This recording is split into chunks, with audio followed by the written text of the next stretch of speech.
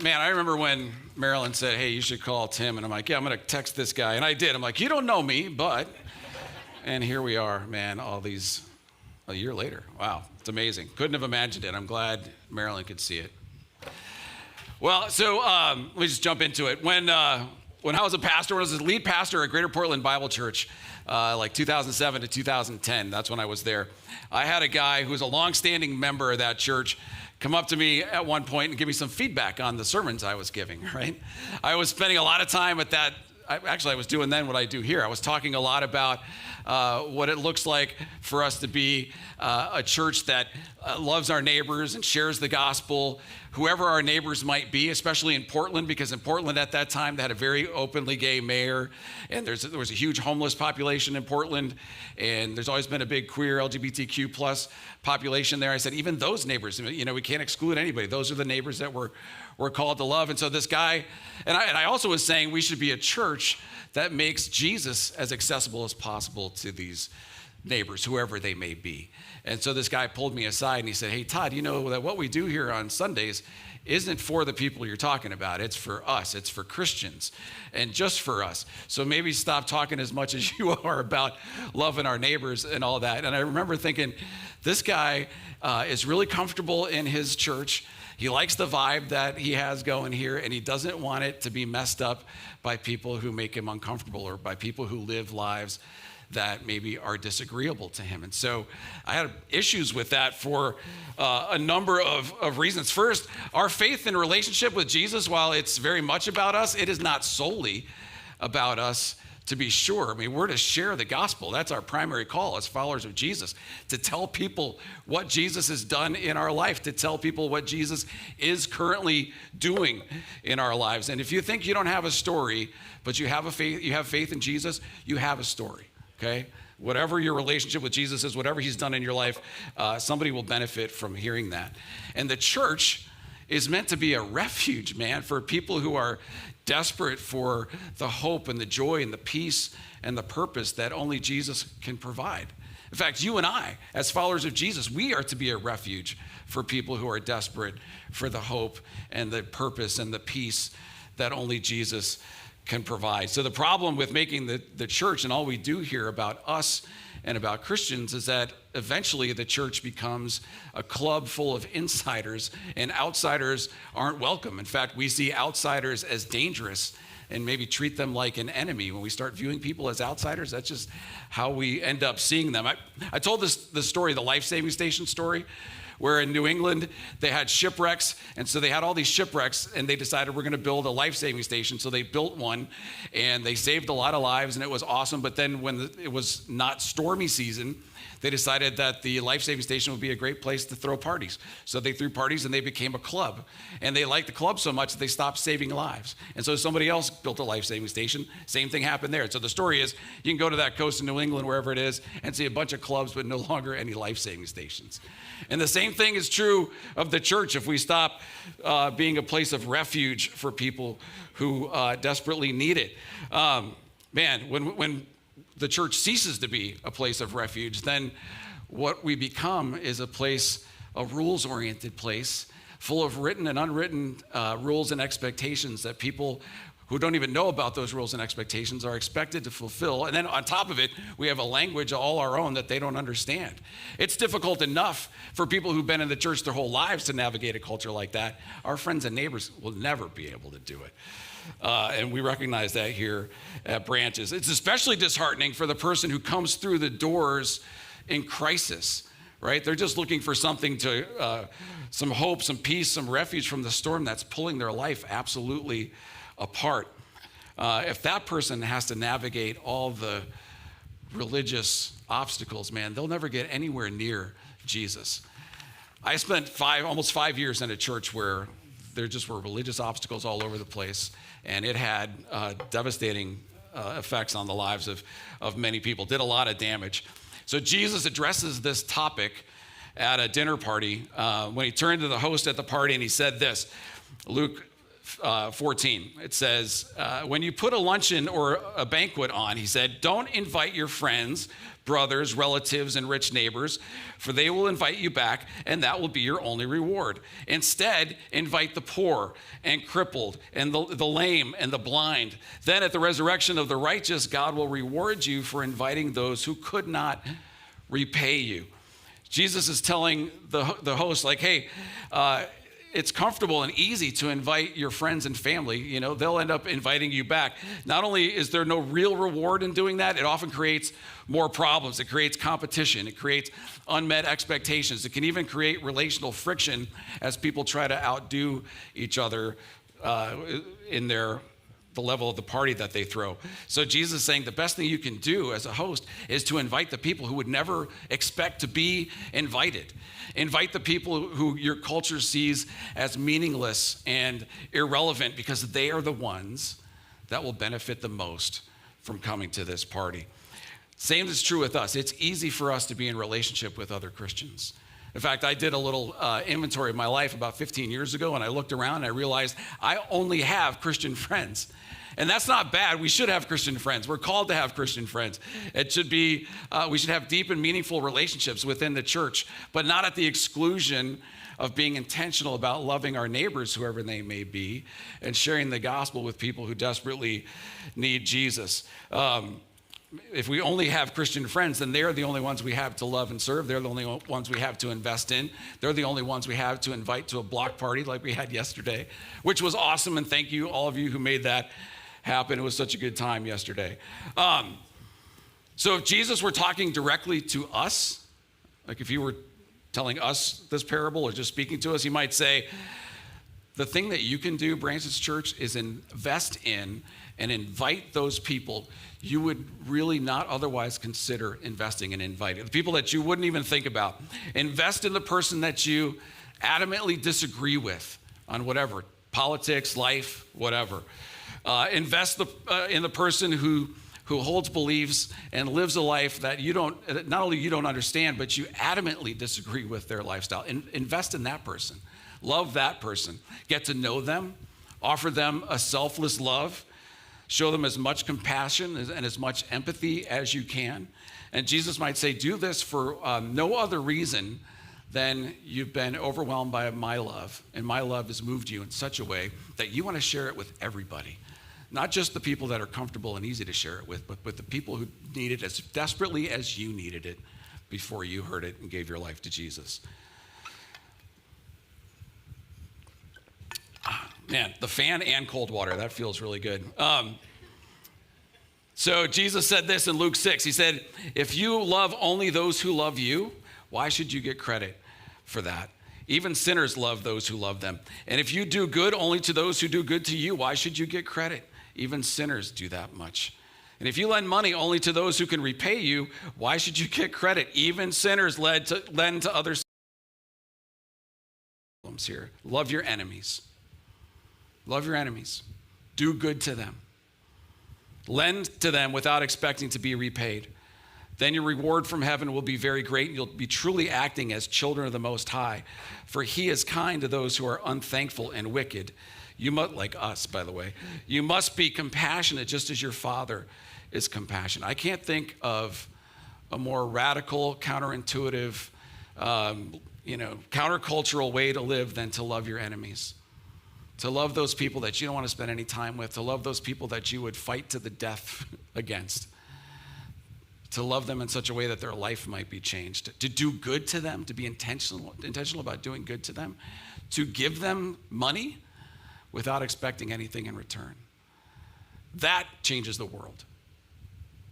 That's what will change the world. That's the solution to the hatred and the division and the polarization that is all around us. It's not going to be some politician that comes in with some great legislation and brings the world together. It is going to be the love of Jesus that brings people together. And that love is going to be expressed through people like you and me, who are very intentional about loving the people in this room and loving the people who are not in this room, loving the people in our lives the same way we would love the people in this room, because we understand that they are like we once were, desperately in need of Jesus, whether we recognize it or not. And we got a taste of the love of Jesus. We didn't give ourselves to a religion. We gave ourselves to a relationship that's changed our lives in such a way that we want to share it with people. Hopefully it's changed our lives in such a way we can't help but to share it with people. And so we love our neighbor, even our enemies, with no other agenda except to share with them what we have in a relationship with Jesus. That changes the world. Not politics, not some politician, not legislation, the love of Jesus for sure. Jesus referred to God as Abba.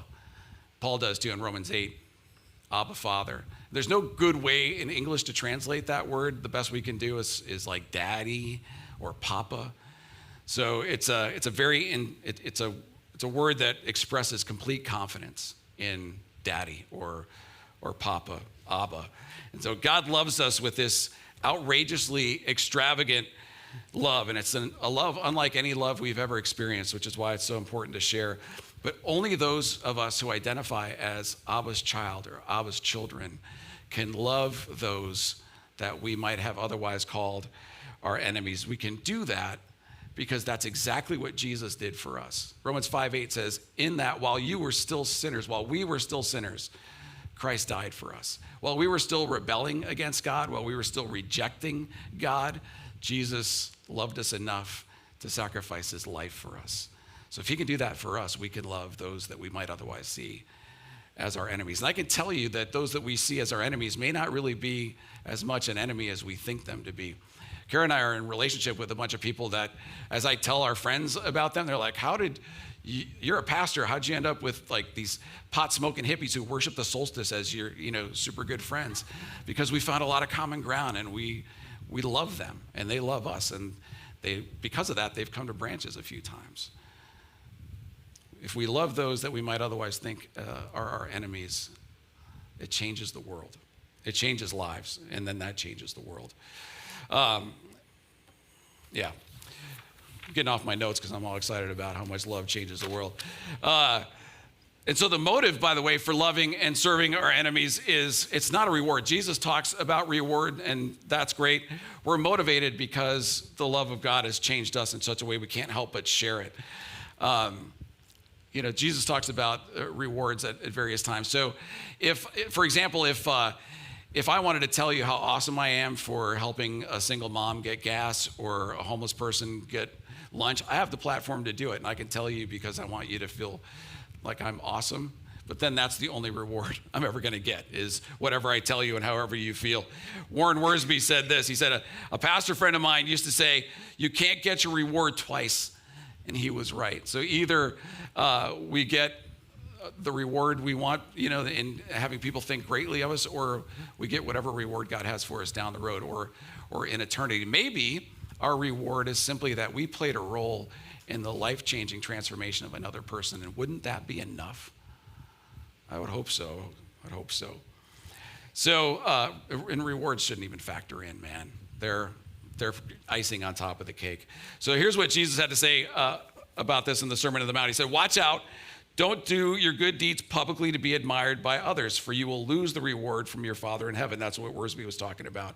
When you give to someone in need, don't do as the hypocrites do, blowing trumpets in the synagogues and streets to call attention to their acts of charity. I tell you the truth, they have received all the reward they will ever get. But when you give to someone in need, don't let your left hand know what your right hand is doing. Give your gifts in private, and your Father who sees everything will reward you.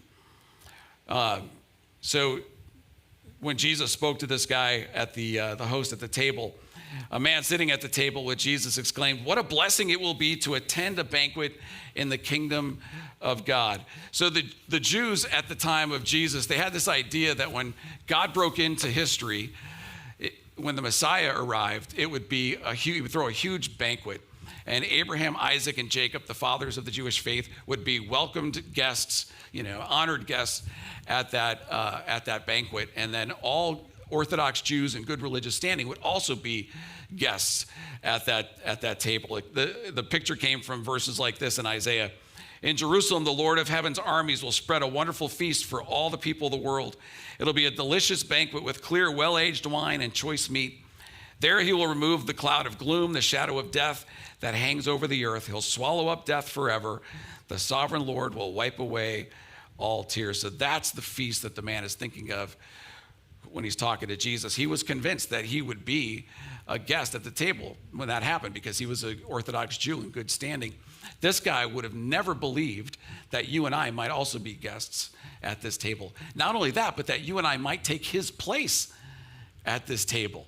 He would have been incredibly offended to think that Gentiles and tax collectors and, prostitutes and other notorious sinners, as the Bible says, would be included in this feast that was reserved only for special people like him.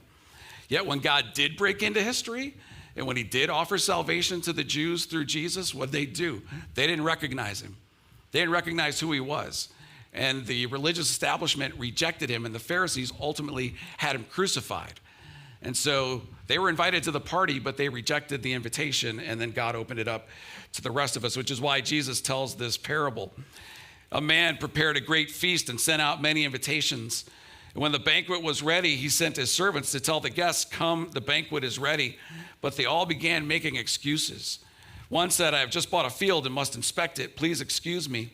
Another said, "I've just bought 5 pairs of oxen and I want to try them out. Please excuse me." Another said, "I just got married. I can't come." These are the lamest excuses in the history of the world. They didn't even try to come up with plausible excuses, right? So in the Near East, though, at that time, this kind of thing was sacred, this kind of event. What would happen is somebody who's hosting a party would send out invitations to all of his honored guests well in advance, and they would RSVP well in advance. They would know the day of the party, but not necessarily the time. So the host would go out and buy all the groceries and get everything ready, and then send his servants out day of to tell people what time to come. So these people had already made the commitment, and honoring your neighbor and your friend or your host was like a sacred thing. Canceling was unheard of. But in our culture, we cancel all the time, man.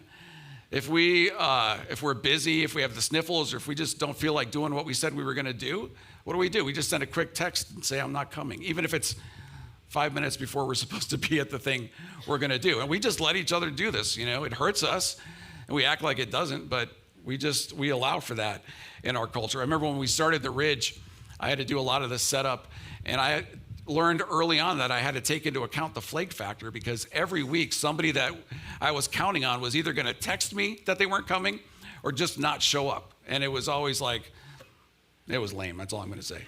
But in the Near East, if you canceled like this at the last minute, man, you were being talked about by the community. You were in bad standing. It was a huge insult to the person who invited you. It was a slap in the face. And people honored each other and respected each other too much in this culture to bail at the last minute like these people in this parable. So the ones who send their regrets in this parable, they represent the Jewish people who rejected God's invitation into his kingdom through Jesus. But look at the excuses that they make. Their excuses are a lot like our excuses. The first guy made business dealings his excuse. His business dealings were more important than coming to the feast that he had committed to attend. He bought a field, and so he says, "I have to go look at this field I just bought at night in the dark, with no flashlight." It's a lame excuse, but it gives us the opportunity to ask ourselves the question, do I put my job, my career, my investments, my desire to make money in front of my relationship with Jesus? Do I prioritize that ahead of my relationship with Jesus? Do I prioritize that ahead of my commitment to partner with Jesus and other people in sharing the gospel and loving our neighbors, whoever they may be? And I'm not saying we shouldn't do our jobs. We should do them really well. But what I am saying, what this parable is asking us is, are we putting that stuff in front of what's most important, in front of our relationship and commitment to Jesus? The second guy bought himself 5 pairs of oxen, which is either easier than saying 10 oxes or 10 oxen. I'm not sure how you'd say that. But he got 10 of them. And again, it's late and dark, but he's drawn by this brand new thing he just bought. He's drawn by his new toys. He wants to go play with his new toys. This is like buying a new car or 5 new cars, to buy oxen. So it's easy for the shiny new toy to get our attention. We get something new, it does something within us. It even has a way of filling up the void that we feel inside of us. It's fleeting, does it just for a short time, and when it's gone, we often feel worse than we did before. But the shiny new object has a great pull on our lives. When I was a pastor at Westminster Chapel, worked with young adults, I had a young adult reach out to me, and she was thousands of dollars in debt, but it was the reason she reached out that was the important thing, or the reason she was in debt that she reached out. She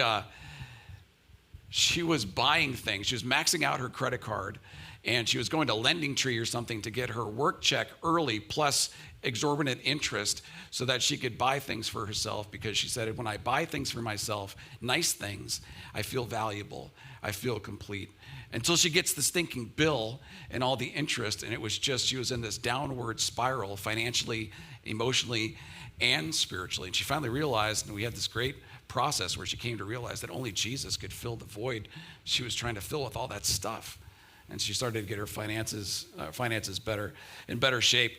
The shiny new object could be anything for us. It could be a vacation house, it could be a new boat, it could be a new snowboard, it could be anything. It could be a new relationship. And all those things are good, right? It's not like we shouldn't have or do any of those things. We absolutely should. It's when the main thing, or when say it the right way. When good things become the main thing in our life, they become idols. And the idols in our life take the place of Jesus, and they always pull us away from Jesus. So it's not that we shouldn't have these good things. It's that they should just take the right place in our life. We should prioritize them with Jesus first. I remember when I was younger, I wanted to get a Saab 9.3. The Swedes make a good car, man.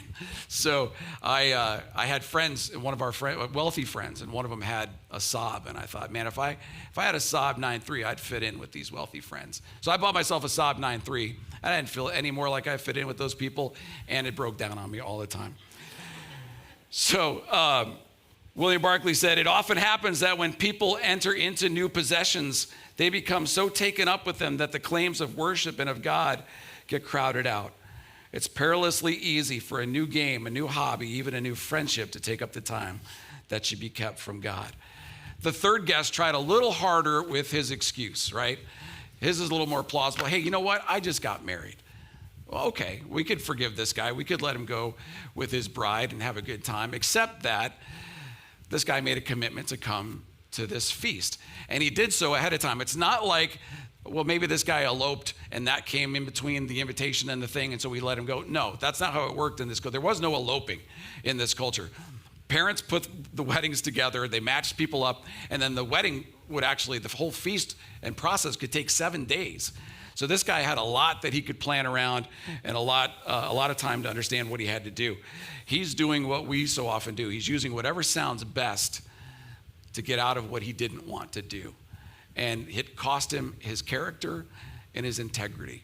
And the same thing's true with us. Even if we get people to believe our best, most plausible sounding excuses, and we get out of what we don't want to do, it still costs us. It still costs us our integrity, and it costs us our character, because we lied and we didn't follow through on our commitment. So, do you feel guilty?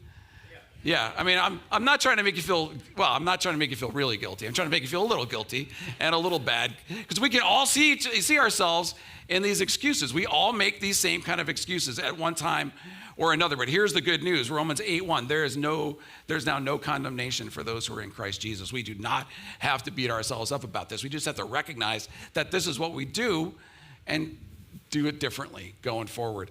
Charles Spurgeon said, just to re-emphasize that verse, "My Lord is more ready to pardon than you are to sin, more able to forgive than you are to transgress." That's absolutely true, and it's really good news for us. So what if we were to confess our excuses, surrender our idols, and do a trust fall back into the arms of Jesus, into his very capable, his very loving arms, the one who loves us with a relentlessly tender love.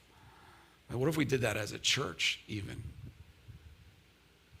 And we would be making a huge difference in this community, because doing that allows us to live on mission with Jesus and with each other. It allows us to be people who worship God with all that we are, heart, soul, mind, and strength, and to love our neighbors, all of them, even the difficult ones, as much as we love ourselves.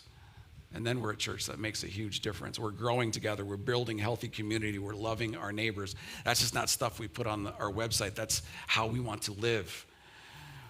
So think about this again. Think about the person on the opposite end of the political spectrum from you. The person that you would never have over to dinner. The person that you could only see yourself engaging with in a fight. That's the person that Jesus is saying, love your enemy. Do good to that person. Lend that person money. Think about the person whose lifestyle is abhorrent to you. Again, you don't even understand it, let alone agree with it. That's the person that we're called to love. That's the person we're called to do good to. That's the person we're called to give money to without expecting anything in return. And to do all that, not for any reward. Whatever reward we get is icing on the cake. We do that because the love of Jesus has moved us in such a way that we want to share it, even with people we might have otherwise thought were our enemies. So verse 21, the servant returned and told his master what they had said. His master was furious. Go quickly into the streets and alleys of the town and invite the poor, the crippled, the blind, and the lame. After the servant had done this, he reported, there's still room for more. So his master said, go out into the country lanes and behind the hedges and urge anyone you find to come so that the house will be full. For none of those I first invited will get even the smallest taste of my banquet. So again, the Jews rejected Jesus, lost their spot in the kingdom to us, right? So as we wrap it up, these last few verses, go out into the streets, go out into the country, that represents both the present and future of Branches Church. That is who we are, and that is what we are about. That's what we are intending to do. We want to be people who give up making excuses for not doing what we've been called to do. We want to partner with Jesus and with each other in living the life he called us to live. I promise our lives will be so much better for it. Let's be people who lay down our idols. Let's have great stuff. Let's just make sure that the good things don't become the main thing. And let's let Jesus be the main thing. And then let's do what this parable says. Let's go out quickly into the streets and alleys of Woodinville and invite the poor, the crippled, the blind, and the lame, meaning people who desperately need Jesus. Let's go out into the country lanes of Duval and Carnation, behind the hedges, and urge anyone we find to come so that this house, will be full. Not so that we can say, look at how big our church is, but so we can say, look at the lives that are changed. Look at what God's doing in this community and how awesome is it to be a part of it. We're going to take communion. And as we do, communion isn't just this rote thing that we do every week. There's significance in it. We're identifying, remembering what Jesus has done for us. He's made a sacrifice for. He died while we were still rejecting him so that we might have a relationship with him. And now that we do, this is a great opportunity for us not only to thank him for what he's done, but to surrender, maybe even today, to surrender the idols, to surrender the excuses, and to surrender our lives to say, I'm with you, Jesus. I want to go into the streets and the alleys and behind the hedges. That's where I'll go. I will love not just the people who are easy to love, but those I would have otherwise seen as my enemy. If that happens, this church is going to tear it up. Wow. Let's pray. Father, thank you for this passage. We see ourselves in the not in the good stuff, but in the bad stuff in this passage. And we recognize, God, that we make excuses. We have idols. But the great thing is, God, you're a God of mercy, and you're a God of love, and you're a God of grace. And when we recognize that we're off track or that our priorities are out of order, we can surrender to you and come back to you. And you don't beat us up. You don't shame us. You don't make us jump through hoops. You welcome us back and put us on track. And you bless us. And you allow us to partner with you to change lives. And God, that's what we want to do. As we go forward,